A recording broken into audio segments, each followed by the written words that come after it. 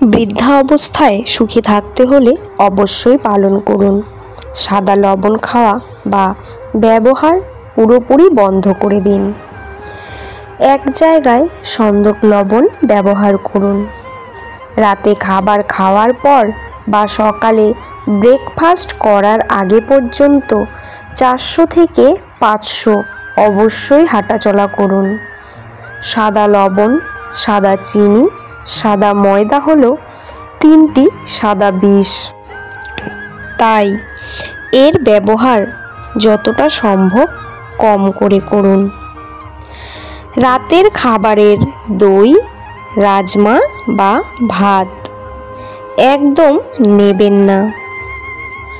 সকালে খালি পেটে 2 গ্লাস হালকা গরম জল অবশ্যই পান করুন। সকালে খালি পেটে চা বা কফি একদম নেবেন না। সারাদিনে 10 থেকে 12 গ্লাস জল অবশ্যই পান করুন। খাবার খাওয়ার 40 থেকে 45 মিনিটে আগে 1 গ্লাস জল পান করুন। বিকাল 5টার পর ভারী খাবার খাবেন না। রাতের খাবার সন্ধে 7টা থেকে 8টার মধ্যে সেরে নিন। সকালে উঠে ঠান্ডা জল দিয়ে ভালো করে চোখ ধুয়ে ফেলুন। একটা আপেল রোজ খেলে শরীরের কোনো রোগ হয় না।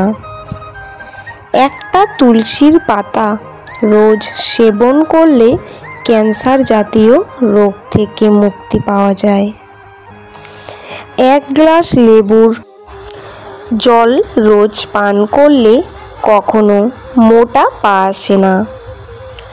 1 গ্লাস দুধ রোজ পান করলে কখনো হাড়ের কোনো সমস্যা আসে না। রোজ 3 লিটার জল পান করলে পেটের সমস্যা থেকে মুক্তি পাওয়া যায়। বন্ধুরা, এমন সুন্দর ভিডিওটি পাওয়ার জন্য ভিডিওটিতে লাইক, শেয়ার এবং চ্যানেলটি অবশ্যই সাবস্ক্রাইব করে আমাদের পাশে থাকবেন। ধন্যবাদ।